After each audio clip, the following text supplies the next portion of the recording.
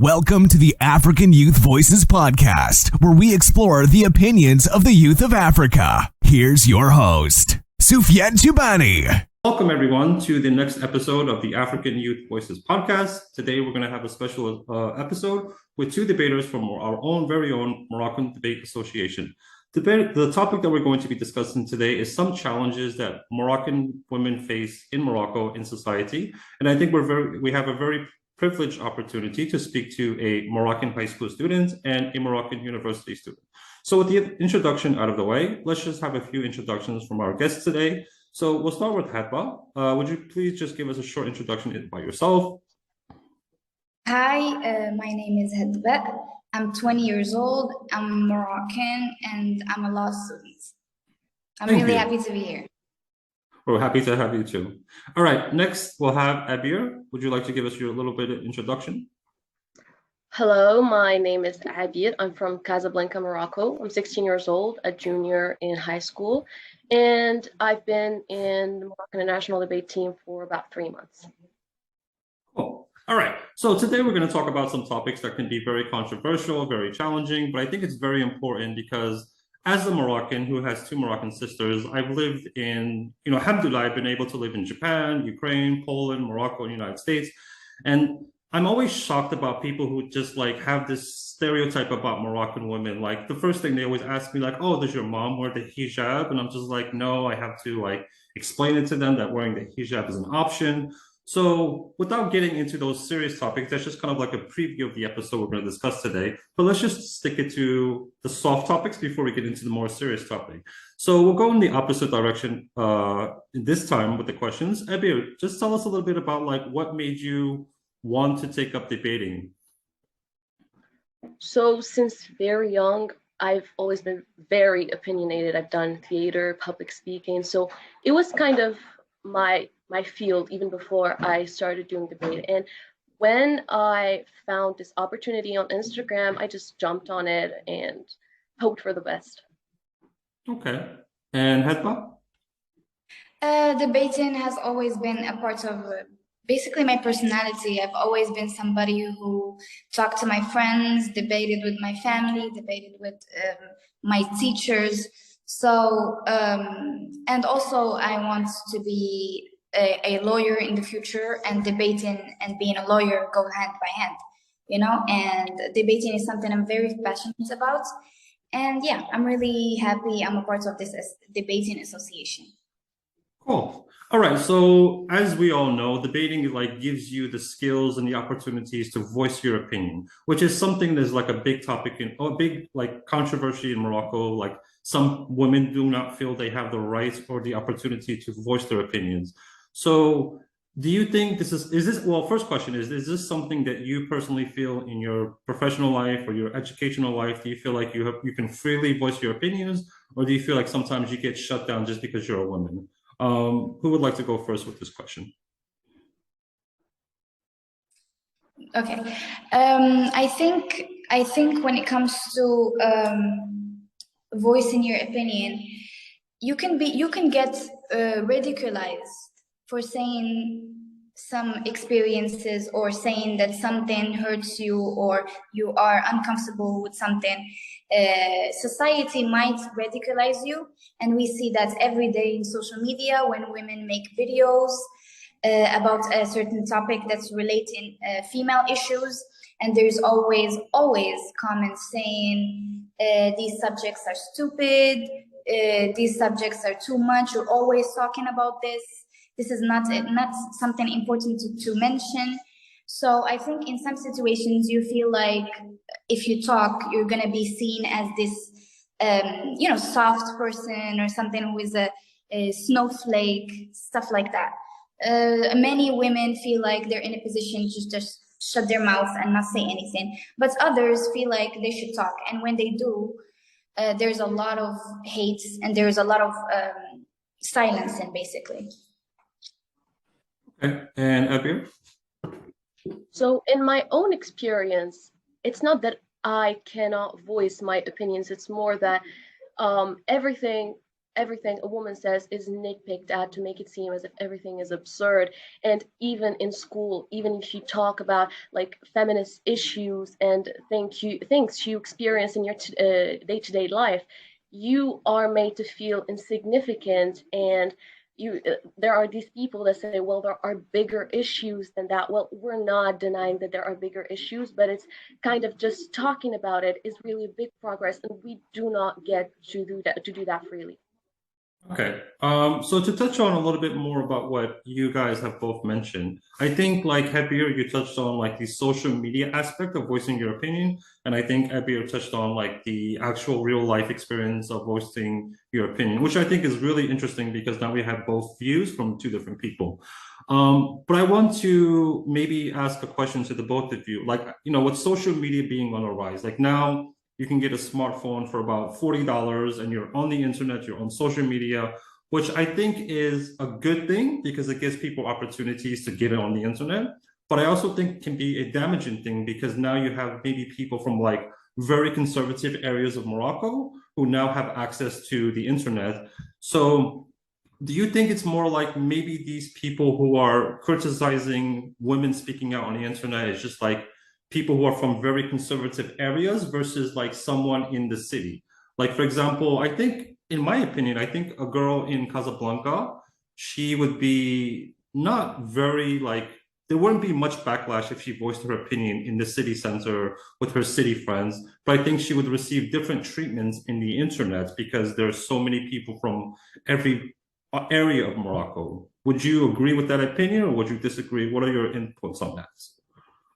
I definitely think that's true because in real life, people surround themselves with people that are like us. You know, we are Exactly. surrounding ourselves that are like-minded. We are surrounding ourselves with our family that understands us, and even if we are with people in real life that don't agree with us, it's less likely to have this really violent reaction or this really vulgar reaction to our opinion. Whereas when it comes to social media, everybody has the whatever they want. You know? Everybody from different backgrounds, from different religions, from different traditional, upbringings and everything. They all get to say whatever they want to say with no restrictions. So I definitely agree with the opinion that social media gives, it's almost like a double personality. You can be the same person, same thing in real life. You wouldn't say something very vulgar, but when you're in social media with behind the screen, you would say something completely like violent and shocking and expect no consequences, which is not the case in real life, because you can definitely expect somebody to yell at you or say something that is mean. So yeah, I think social media gives people the freedom to say whatever they want, even if it's completely brutal. Yeah. I agree with you. Okay. And Abir, since you touched on like the real life aspect, do you feel like safe in your social circle to speak out? Or do you still like get backlash from your classmates and, you know? Sometimes when I get on social media, I feel like the sexism there is completely unreal, especially in Moroccan communities. So I really feel unsafe voicing my opinions in these kind of circles. However, compared to my real life social circles, and as has already been mentioned, I choose people who are like-minded. So I have no problem, and I do not fear voicing my opinions in real life as compared to voicing them on social media, where really it's insane. A woman could say anything and it's going to be turned completely upside down. Do you think that's like because like so on paper, Morocco has a lot of rights for women on paper, but I think there's a difference between on paper and in practice because you can have something on paper that says women have the right to choose their partner, women have the right to voice their opinion, but in practice, does that actually apply?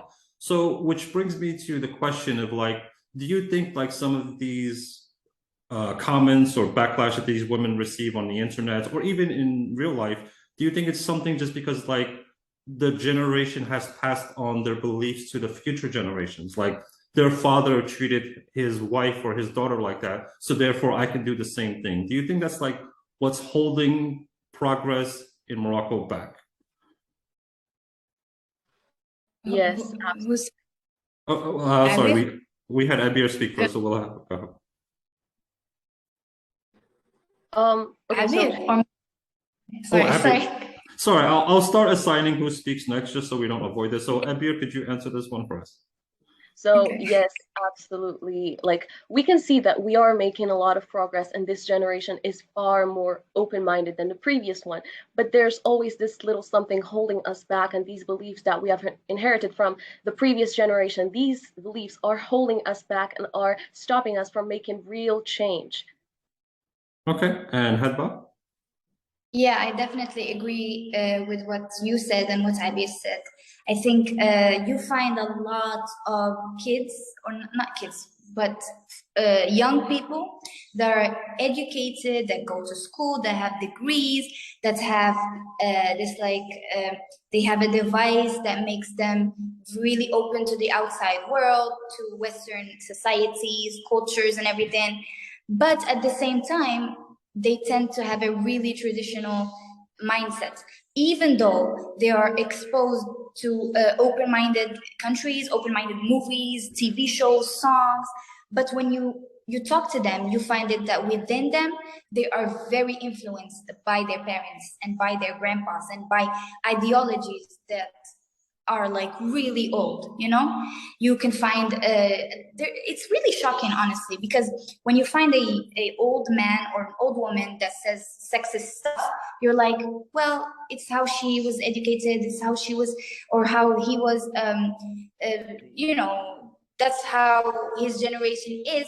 But when you find a young person who is, it's really shocking. It's like, wow, where Yeah. are you living?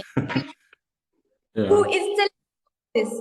And Okay. the problem is, you find that the ideas that young kids have now are far more worse than the ideas our parents have. It's like, I don't know, it's very shocking to me whenever I see somebody my age that has this extreme sexist and this ideas that are based on discrimination, whereas he studies with girls, he works with girls, but at the same time, in his heart, he has this deep-rooted hate and deep-rooted, what do you call it? They feel like they're superior. What is the term? Like masculinity, like they feel like they have to be the man in the family. No, they feel superior, basically. Superiority, yeah. They feel superior than women and Sure. girls. So yeah, that's it. Okay. All right. So I guess to maybe move on to the next topic before we end this topic. So do you think that progress is being made? And if so, do you think this will change in 100 years, within 200 years?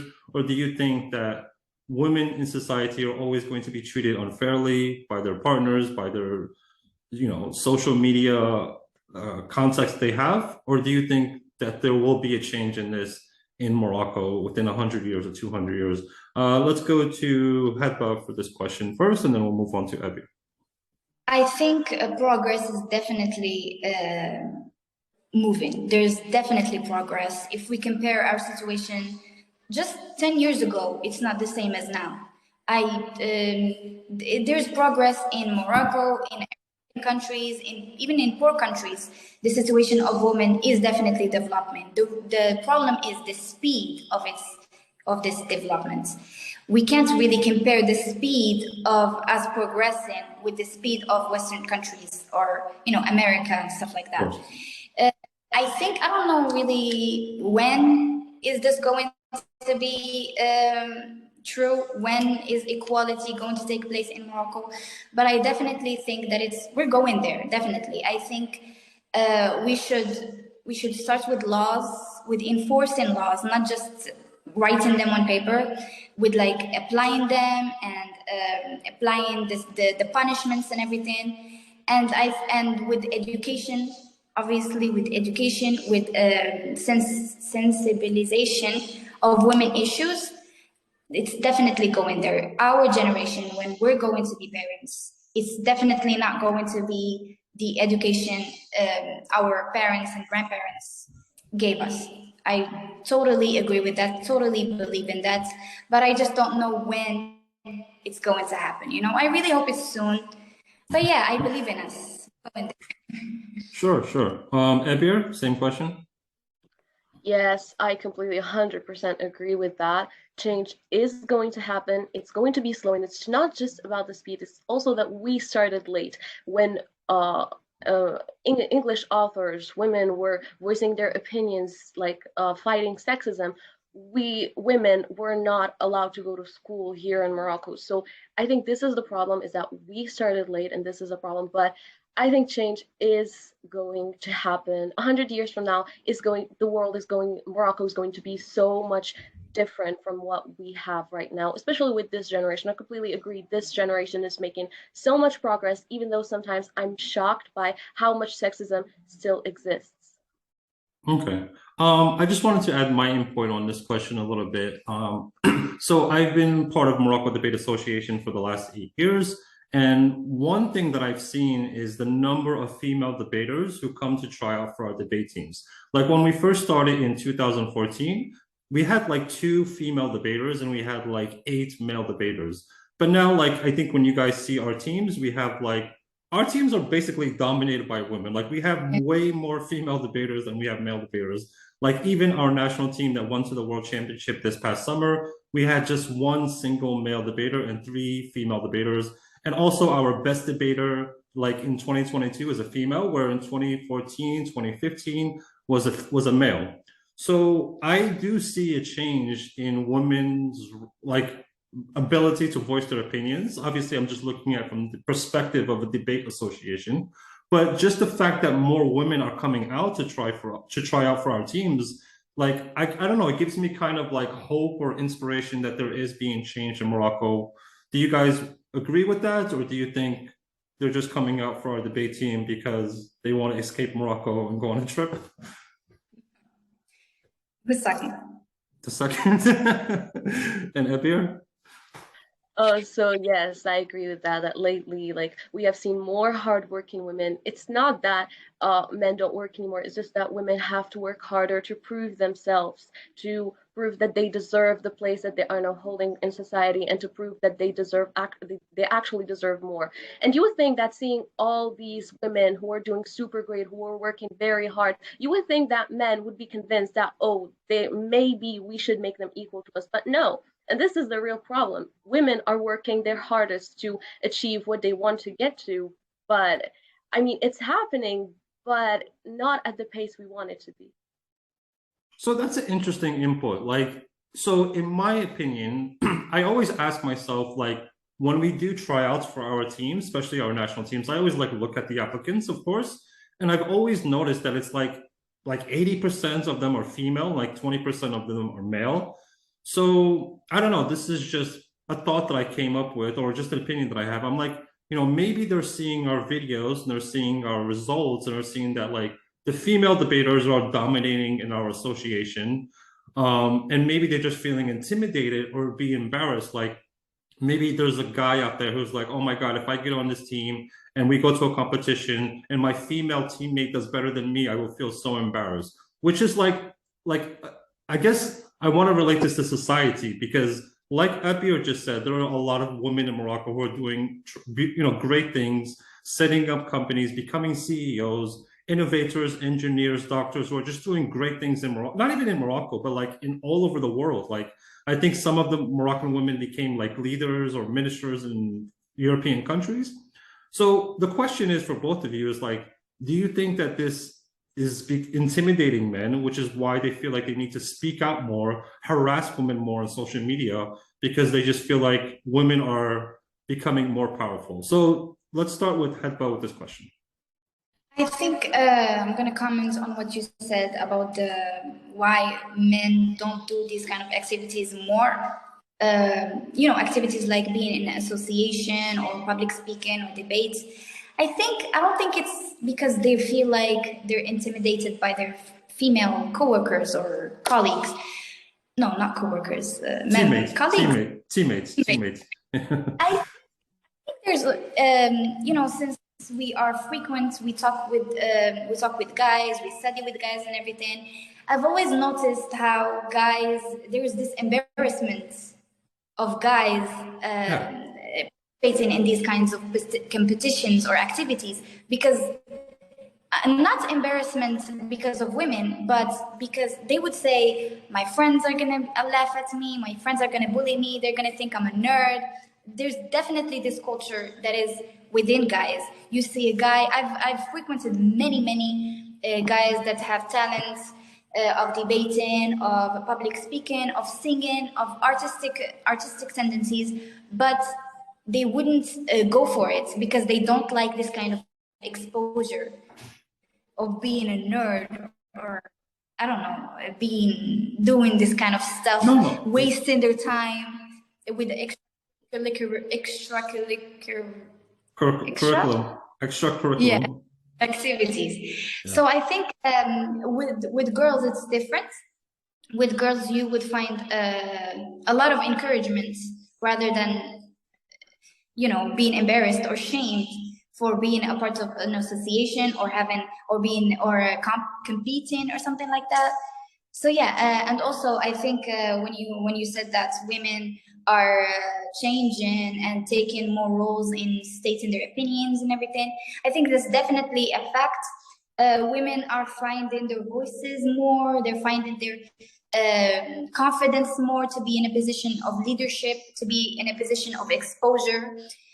We find in school, for example, I'm a law major, and most of my classmates are girls. And most of the classmates that debate with our teachers, talk about stuff, and are opinionated are girls. We see that women are now going into the field of talking and expressing, and, you know, this mindset that a girl needs to be a strong individual that talks and expresses herself is definitely being more normalized than it was a few years back. Yeah, that's it. Okay, thank you. Abir? So I agree with what you said, that men are definitely intimidated. I don't know if that's all there is to it, but it definitely plays a role in that. So I've recently read about a phenomenon called male flight that has been noticed since women started going out in the workforce, and it is that when women take part in a certain activity or in a certain field, you notice that men tend to avoid these fields. Like now that most nurses are women, it was not always the case, but since women started becoming more nurses, then less and less men want to become nurses. And I think this is what is happening, and I think this is what is happening is that men are definitely intimidated when they see a woman doing better than them. And a very obvious example of that is when between spouses, when the woman makes more money than her husband, then he tends to feel as if he's lesser than her. And even if she does make more than him, he always wants to be the one who's in control. So this is a problem that is very, very common in Moroccan society. Okay, so we got two very different, interesting views. One thing I would like to comment on, so like the situation where the wife is making more than the husband, and, you know, whatever, she might have a better, higher paying salary. Now, I feel like that could be an issue within a couple in Morocco, within a couple in Europe, and within a couple in North America. So I think that's an issue with so it kind of begs the question, is it do we still have this mindset, not just in Morocco, but all over the world, that the man has to be the leader of the house? Just to touch on a little bit what Hetba said.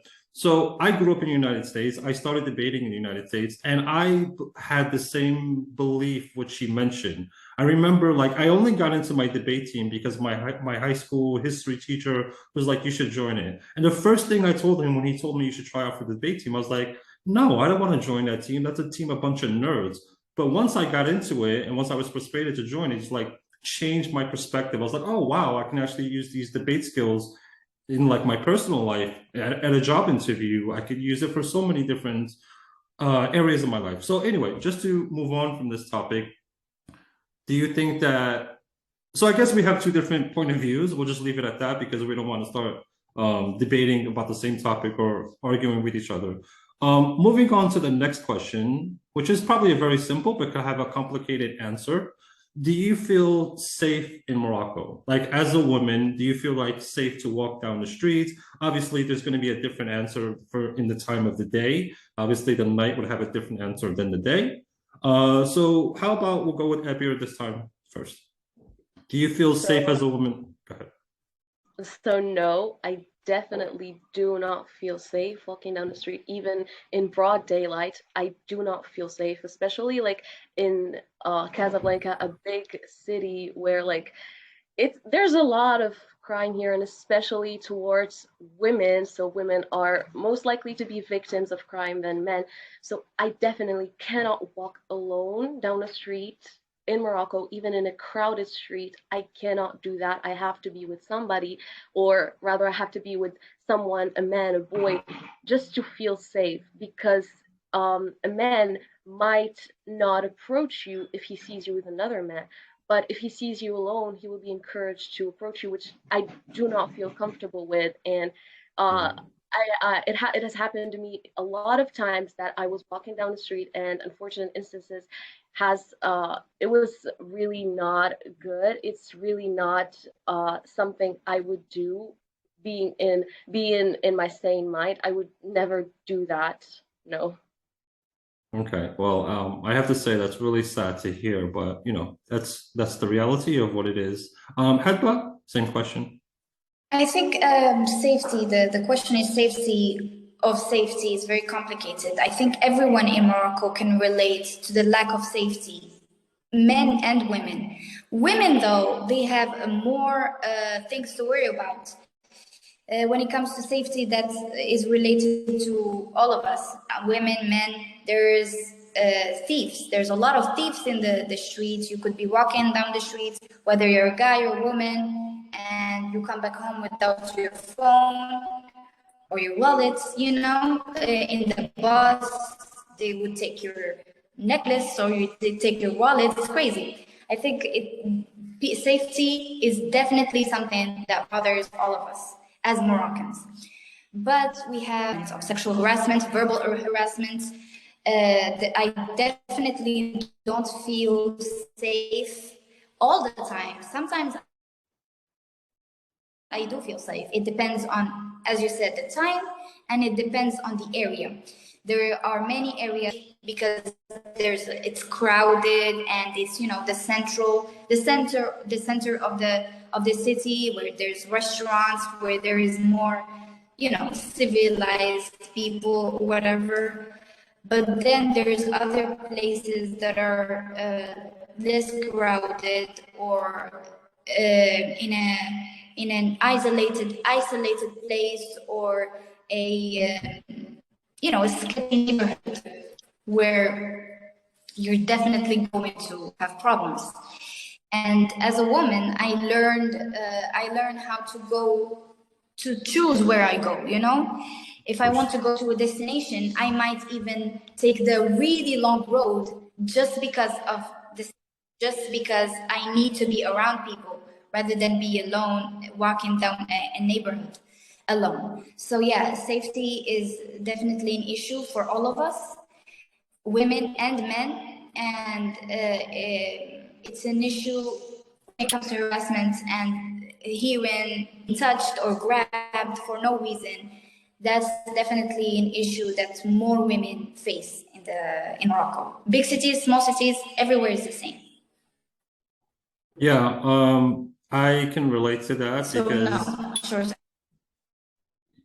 yeah, so I was gonna say I can relate to that because I've gotten my cell phone stolen in Morocco once, so I know the feeling. It's a terrible feeling, and probably the worst experience I've had when I was in Morocco. So yeah, I can imagine it would be a lot more. Like I just assumed that with like technology and phones nowadays, like for example, your iPhone, it's like if you have a code on your iPhone, there's no way to get into it without the code. And I think Android has reached a level of privacy and security as that rivals iPhones.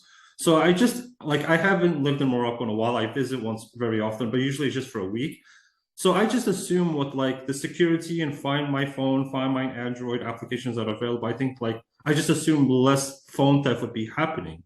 But I think we spoke about this privately. I spoke to you about this privately, Hedba, that you said something funny. You said now when thieves steal your phone, they will also ask you for the PIN code for your phone. They would ask you for iCloud. They don't want to deal with any iCloud thing. So they know all the secrets. They ask you for the code. The audacity. The thieves are smarter now. They know that What about you, Ebir? Have you ever had your phone stolen? And if you did they ask you for the passcode too? No, I have never gotten my phone stolen. I think I'm very lucky. Like I always go with my phone right in my hand. I don't even try to hide it, and luckily I've never had my phone stolen. No. Yeah, I've also I lived in Morocco like permanently, not just visiting in like from 2008 to 2017. And I remember I had my phone so often that like it got to the one point where like the last time my phone got stolen, I was just like, hey man, can I just have my SIM card? Like I know you're gonna take the phone, you're gonna throw the SIM card in the garbage. And he was like, yeah, sure, no problem. He took out the SIM card and just walked away like we were friends. And I was like, what a weird experience. But yeah, so definitely safety is a big problem in Morocco. But like, why? My question is like, okay, when I had my cell phone stolen, I actually went to the police. Needless to say, they did absolutely nothing. Like, I called the police. They came like 30 minutes later and they were just like so chill about it. They didn't even try to find the people. And I tried to describe the person who stole it. They're like, oh yeah, we know him. He's notorious. I'm like, if you know him and he's notorious, why haven't you caught him? So that's just my perspective as a male in Morocco getting his phone stolen. I guess with you two, I want to ask like if you feel like someone has done something that would be considered breaking the law, do you feel safe to go to the police and report it? So let's start with Hedba for this one. definitely not.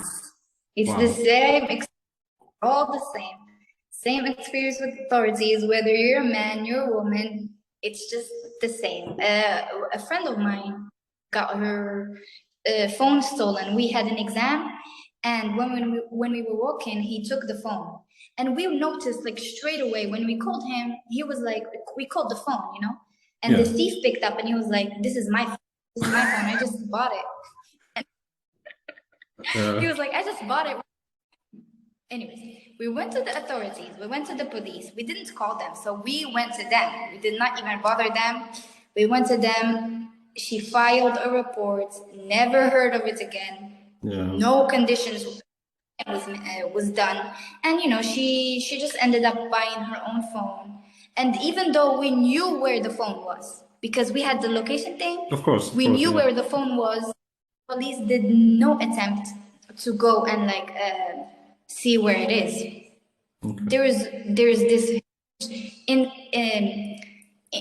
indifference when it comes or injustice kind of topics. Or is it perhaps injustice, like when you go to report something?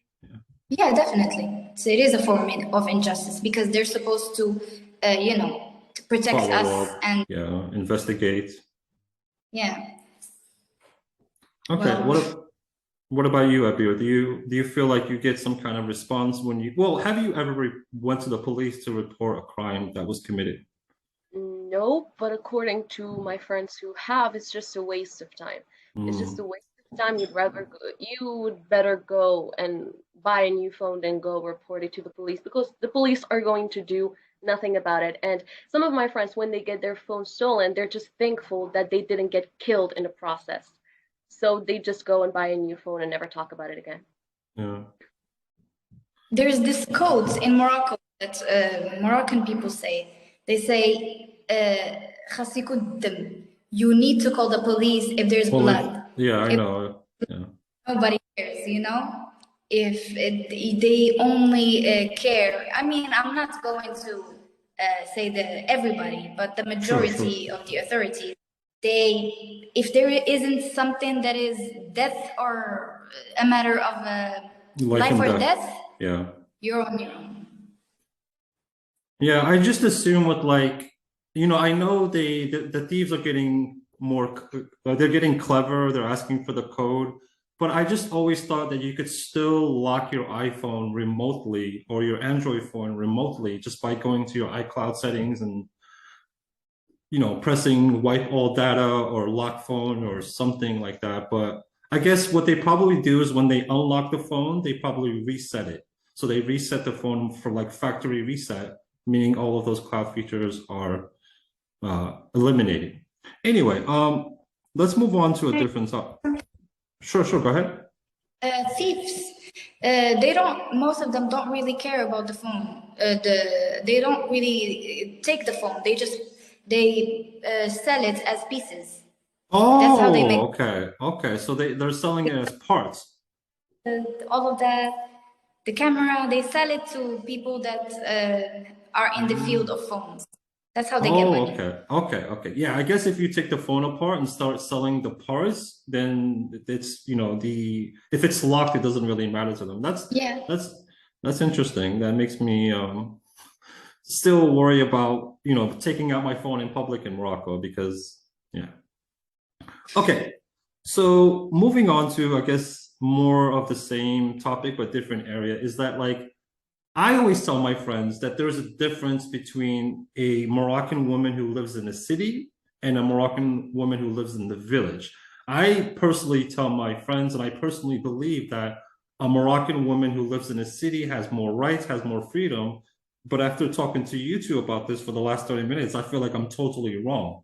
So let's hear your opinions. Do you feel like that a woman who lives in a city, like the city, like Casablanca, Marrakesh, Kenitra, versus a woman who lives like in a remote village where there's only like a population of 100 people. Do you think those are the same Moroccan women or two different Moroccan women? Let's start with Abir with this one first. So you're right, there's a huge difference. I have some cousins in the village and their lives are completely different, and I cannot imagine myself leading this kind of life. They are really, really, they have no rights. Like compared to us, they have no rights. Most of them stop school at 6th grade. If they're lucky, 9th grade, they get married instantly after hitting 18. And it's really a horrible life to lead in villages. If you're underprivileged, I'm not talking if you're rich. If you're rich, there's kind of a difference. Yeah, I just want to share a statistic before we give Hadba to read this, to give her opinion. So I was looking at some statistics of women who live in the villages and rural areas of Morocco, and I found that 78% of girls between the age of 12 and 14 are no longer in education if they live in a small village town. So that's actually pretty shocking because 12 to 14, I mean, that's both of you are older than 14. So to hear that almost 80% of the women who live in rural areas of Morocco had just quit education and they're probably just planning to, seek a life as a housewife is, as a Moroccan, it's kind of sad. But anyway, Hetba, do you have any comments about that question? Do you think there's a difference between a woman in the city and a woman in the village? Obviously, from the statistics, there is, but what are your opinions on this? Yeah. Well, yeah, you're definitely not wrong. There is a huge significance difference. I think even though we're all women, but everybody experiences discrimination in their own way and in different ways and in different intensity. I think it depends on whether you're privileged when it comes to finance, whether you're privileged with educated parents, etc., etc. But when it comes to the difference between city girls, not city girls, girls that live in the city and girls that live in rural areas, there's definitely a difference. Lack of education, marriage, minor marriage. Girls are supposed to, do chores and have parents that they sell their daughters to families in cities so they can do their, do housework. You can find 14, 15 years old girls that live in Casablanca or big cities that were sold with, what do you call it? There is this huge problem in rural areas where parents, they give they give away their daughter to rich families for money. You know, like a girl, she has no education, she has nothing, she's just young to families in cities, so she can bring home money by working and being a house cleaner and everything, you know. Yeah. And also the problem of domestic violence, lack of you know, lack of health care, lack of women care. There's huge problems, huge between a woman in the city and a woman in the cities. It's not the same, you know. You can find women that are rich, they face different problems. Women that are poor, they face different problems. So it's not really black and white. It's super different. Sure. That's sure. it. So yeah, like that's pretty much the message I've been transmitting to my friends, because like whenever, like, you know, I'm always shocked of how little people know about Morocco. Like one story is like a few years ago, actually not a few years ago, it was like almost 10 years ago. One of my friends was coming to visit me in Morocco, like just coming for a smart vacation. And I remember he called me up once. He was like, "Hey, do you guys have a washing machine?" And I was like, "Are you serious? Like, what do you think we do? We just go to the river and wash our clothes with soap." And sometimes I joke around with my friends, like they're like, "Hey, you know, how civilized is Morocco?" I'm like, "Oh no, we don't have Uber, we have camels. Like I call a camel that comes to my house." So I don't know. I guess that's my opinion with people from outside of Morocco when they ask me things. I try to be sarcastic and just, you know, make it a joke back at it, because I just think it's so ridiculous for them to think that we don't have houses, like we live in tents and we have camels as our taxi drivers. So anyway, have you guys experienced anything like that? Maybe a friend you made on the internet, maybe a vacation you took abroad and someone was just like asked you a question that you were just so shocked that they know so little about Morocco. Let's start with Abir first. So no, that's never happened to me. I Well, don't have many friends lucky abroad. you. No, so that's never happened to me. I've never been asked this kind of question that I can't imagine myself answering them. I would be just so appalled. Yeah. Okay, Hadba. I think it depends on like for the type of foreign. I think Europeans, since they're close to us and everything, they're more likely to know about Morocco and to know a Moroccan. Plus, they have, you know, good education when it comes to geography. But I think, I don't know really. I'm not going to point any fingers. But as far as I heard, Americans, they're not really, a lot of Americans are not really good with geography, you know? They're very, you know, America, America, America. That's all they know in their head. A lot of them, not, you know, a percentage of them is like that. So I think all of these jokes and all of these questions that I hear, not me personally, but my friends and everything on social media, Reddit, Facebook, they're mostly, all of them are coming from Americans because they're really, you know, they're really centered about their country and everything. So I don't think they have any knowledge. They don't have a lot of knowledge about countries outside of America, especially African countries. A lot of them think Africa is a country, actually. So as far as I've seen, I don't know. I've never been to No, no, America. no. It's okay. It's okay. I can comment on this because I actually went to school in America starting at age 7. So I think in America, like you're brought up to think that America is the greatest country in the world. You're also brought up to think that everything you could ever want is in America. You have the deserts, you have Hawaii, you have Alaska, you have Florida, you have New York, you have Los Angeles. So they're just kind of like brought up that like this is the best country. You have everything here. You don't really need to travel abroad. Everything is available in America. So I would comment on that. Like I do remember many times in elementary school, I would tell people like I'm from Morocco, and there's like, where's Morocco? And I would say like in Africa, and they would look at me with this like dumb look on their face. They were like, wait a minute, is your father black? I was like, no. They're like, is your mother black? I was like, no. And they're like, how come you're not black? I was like, you do realize that there's an area called North Africa where there's a different of, colored skin, a skin color. They're just like, oh, okay. Like, so yeah, I do get what you're saying. That is somewhat true. Obviously, there are very intelligent, educated Americans. We're gonna do two more questions before we finish this podcast. Hopefully, we're gonna finish it on a positive note. But before we get to the positive question, let's discuss a little bit of a not so positive question. So we'll start with Headbutt this time for this question. Is there a trend in Morocco that you have seen that you find to be very disturbing? Yeah, we talked about it. Yeah, privately. Yeah. Personally, I think this red pill thing, it's obviously not a Moroccan based, it's not originated in Morocco, it's originated in America and other Western countries. But there's this, I don't know how, there's this explosion of angry men that are just angry at women. There is this trend where now it's still ongoing until this day.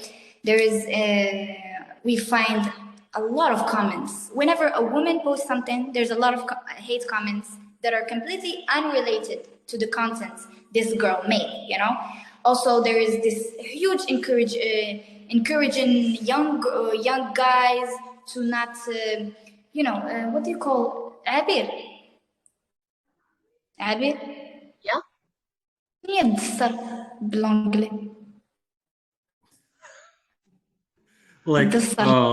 Like arrogance, spoiled. No.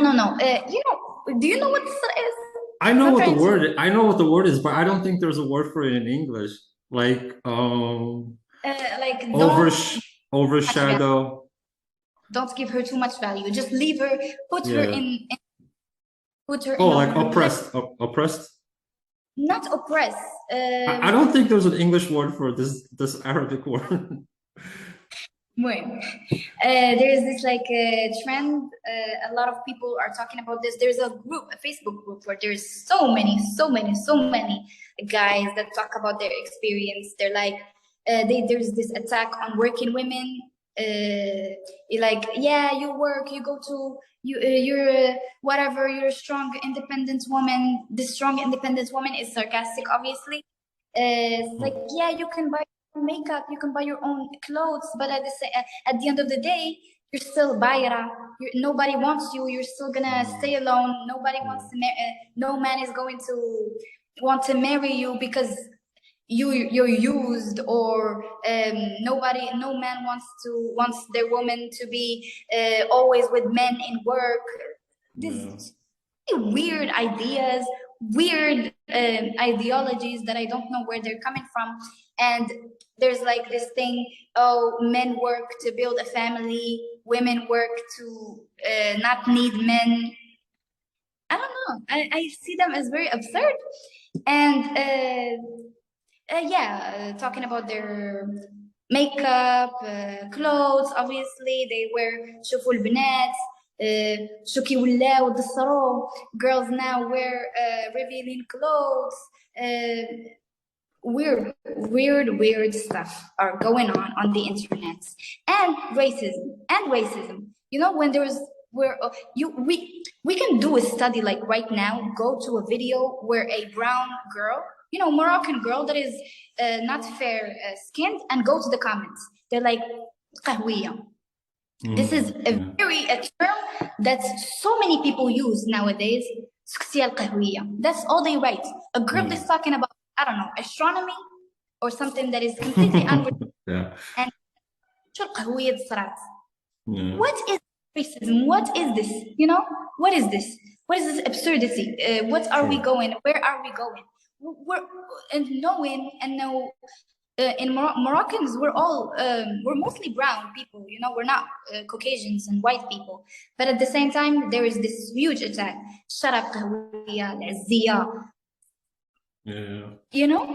You're like, what is this? And when you see their profile, they're like master in economy, masters in law. Where you with your education to Sabine And yeah, and also this other word that I've seen very frequent on social media, الحيضيات. You know what الحيضيات is? I personally don't know. My dad Asia is not that good. So you want to explain it to us and also our audience? الحيض is periods, Menstrual cycles. Yeah, menstrual cycles. Yeah. Okay.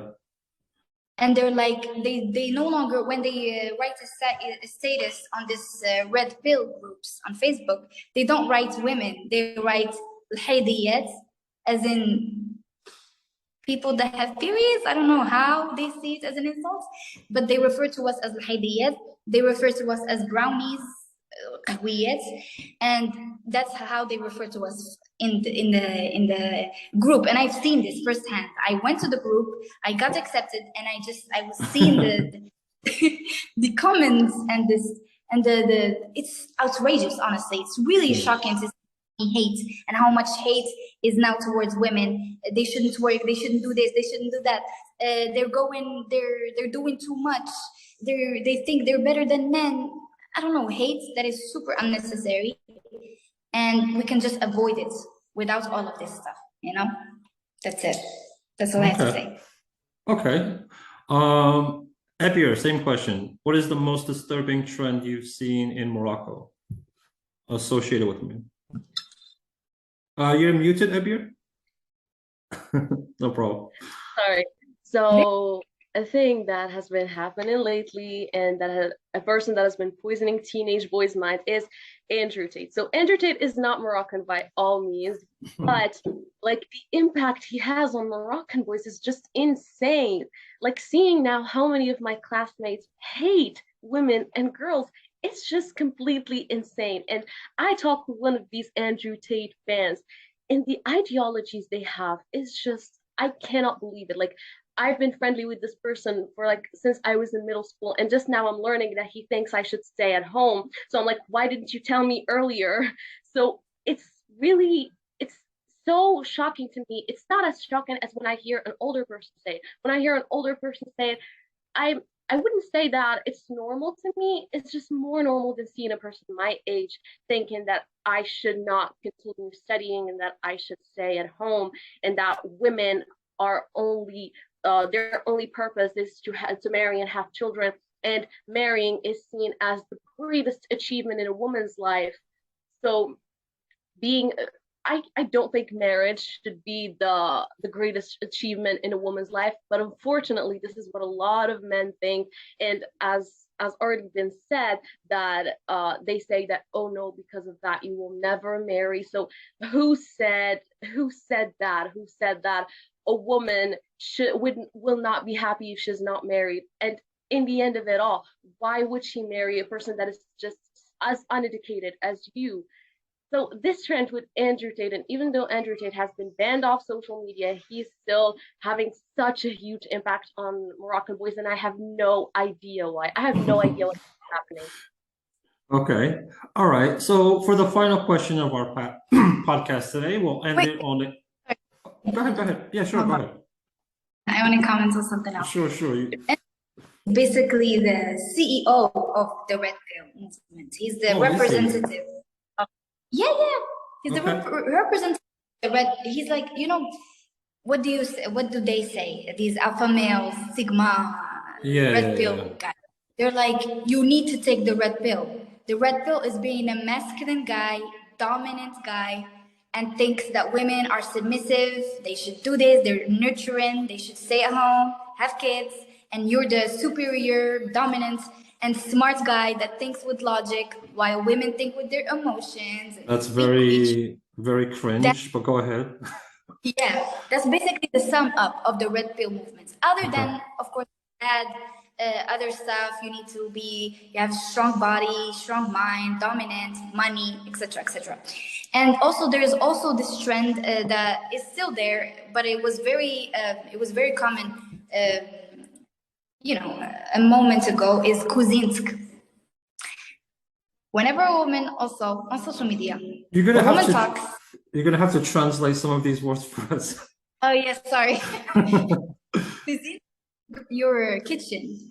Okay. Your kitchen is kuzinsk, basically. Yeah. So a woman talks the comments.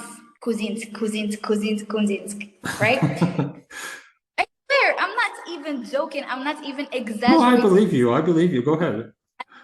Habib, I think you witnessed this as well on social media. It was like this. It was Yes. what? Right? I cannot count how many times I've been told kuzinsk, like even in class, like just saying a right response, kuzinsk, and it's just so mind blowing. Kuzinsk, what? Yeah, whatever. They're like, yes, مثلا, for example, a woman is on social media in a status or in real life, not status. What's le statut in French? In English? Like status, like Status, you. right word. I don't Like know. posts. Oh, so like you're doing a status update on Facebook. Is that what you're? Yeah. Okay. If a woman says something, they're like, I did this, I participated in this, I did that, and they're like, at the end of the day, you're going to the cuisine. At the end of the day, you're going to the kitchen. You can be, this is actually a common thing you hear, and I heard it so many times. You can be a politician, you can be an astronomist, you can be whatever you want, but at the end of the day, you're going to your kitchen, you know? Yeah. And people think it's like it's, it's their, they believe that whoever you are and whatever position you are as a woman, at the end of the day, you belong to the cuisine, to the kitchen. So yeah, that was also a trend that everybody noticed, and it was super. So yeah, that's it. Well, if I were, thank you for giving me permission to continue as the host of this podcast. No, I was gonna say that if I were in your shoes and then if I were a girl and someone commented on my post like that, I would say, well, technically the best chef in the world are men, so maybe it's time for you guys to go in the kitchen. Like Gordon Ramsay. Yeah, so man. Okay. Crazy. So Epi, did you want to add something on today's disturbing trends before we move on to the final question of our podcast today? Yes, is that we only talked about how men say this, but sometimes it's even women who are conditioning this. Also, yes, who also believe this and who think that they should not be studying, like they would stop studying like until 12th grade, and then they will stop and wait for a husband because their place is in the kitchen. So to think that this misogyny has been ingrained in them since their childhood, even now they think the same thing and they're conditioning this sexism and patriarchy and misogyny, it's so unfortunate, I think. So that's what I was actually talking about in the beginning of our episode, is like these views and these thoughts are passed down by generation and generation, where it gets to the point, like I think Hedba said this in the beginning, like you have a guy who listens to Western music, he wears Western fashions, he likes, Kanye West, listens to rap and everything, but at the end of the day, they can still be conservative in the way they're thinking, because this is like just beliefs and conservative ways that are passed down from generation to generation. I mean, my hope is that like slowly they get, these thoughts get washed out from generation to generation, but it's not going to happen overnight, basically. Yeah, sure. And also, sorry. No, go ahead. This is why we brought you on the show, to speak your mind. Yeah, thank you. Also, if I want to talk in a completely neutral way, these trends on social media, they're not really only about women, There are also trends, have you ever heard of the kill all men trend? I don't know where you guys are finding these trends. I'm finding positive trends in my life. Have you heard? It was in the. It's okay, tell us about it. Movement. What? It's kind of a radical feminist movement. Yeah, it was like a trend, a huge trend on TikTok. I think it started on TikTok. Okay. And it was in the confinement period, where women would post kill on men. They would share a bad experience with their boyfriends or their partners in previous, previously, and they would be like hashtag kill all men. So I think when it comes to trends, I don't think we should take social media seriously because everybody says the most weird stuff, you know? Yeah. Because at the end, this woman that you find says kill all men, you find her madly in love with a man. And this guy who comes like and be like, yeah, women are nothing, we're superior. You find him simping and madly in love with another woman. So I think these trends, they could be, of course, they could come off as very hateful. They could come off as very violent. They could encourage people to be violent and to be aggressive in real life. But a huge percentage of it is just people are oppressed in real life, and they channel this anger in social media when they know nobody is going to hold them accountable. So yeah, trends are always there's a lot of toxic trends that are aimed for women and for men, honestly, to be very neutral. Also the trend yet no, not yet, the phrase of men are dogs, boys are dogs, you know, this phrase, I see it all the time on Twitter and everything. You know, it's very harmful towards everybody. It's there's trends that are you find a lot of radical men and women that take place and that participate in these kinds of toxic trends, but I just hope that they only see it as satire or sarcasm or a joke or whatever, and not apply it in their own personal life with other people. That's what I hope. But I That's think it. even if it's like satire or a joke, it can still have an impact on real life. Even if this person is only saying it as a joke, other people will be influenced by that, and it will be applied in real life no matter what. Yeah, I guess the conclusion the conclusion to this, in my opinion, I guess like the internet and social media is like a double-edged sword. On one hand, it has brought us together, has made communicating possible, has even made this meeting today possible because you guys are in one country and I'm in another country. But at the same time, it's also brought the radicals, the crazies, the nutheads on the internet, which could do a lot of damage.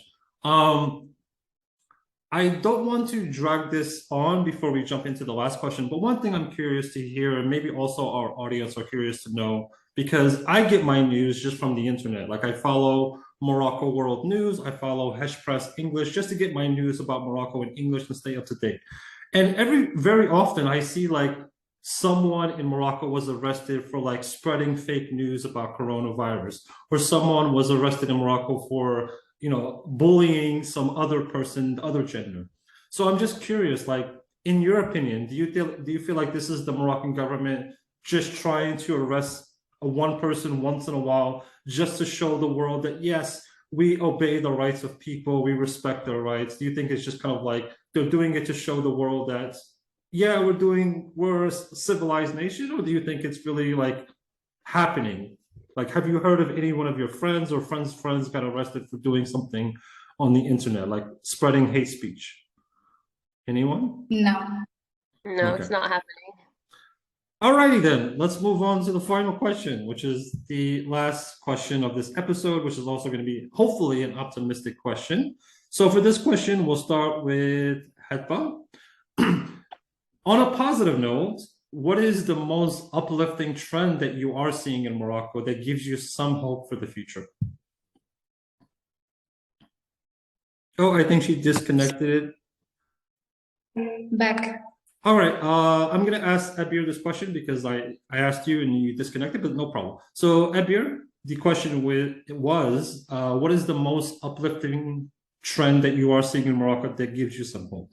So Abir, could you answer this first, and then finally we'll end with Hetba.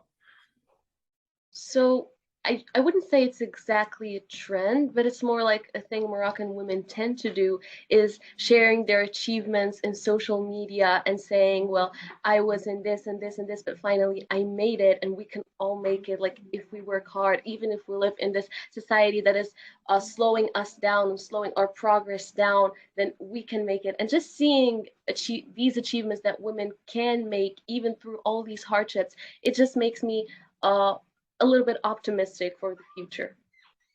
Okay, and that's nice to hear. Well, Hadba, anything that you're seeing that gives you some hope?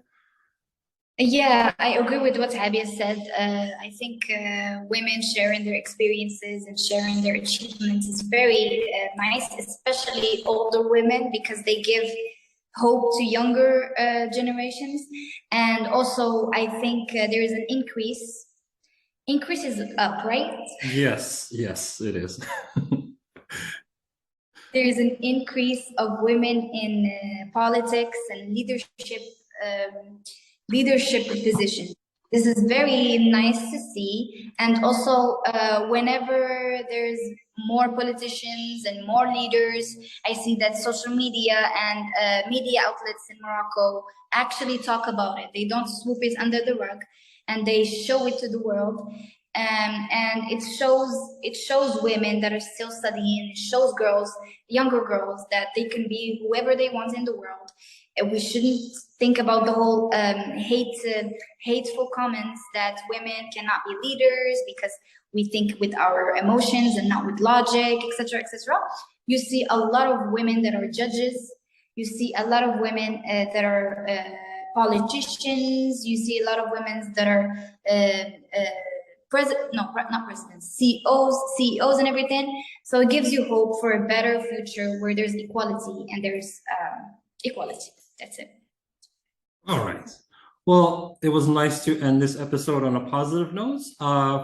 Finally, we just want to say thank you once again to Hadba and Abir for joining us for this episode today. Abir, I believe, has a YouTube channel. If you want to learn more about her and see what she does on her YouTube channel, Abir, could you tell us how they could find you? You're muted again, Abir.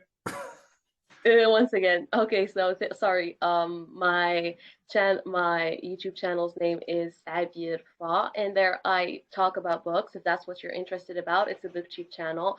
I share reviews on books and ratings and all of that, and I hope you could check it out.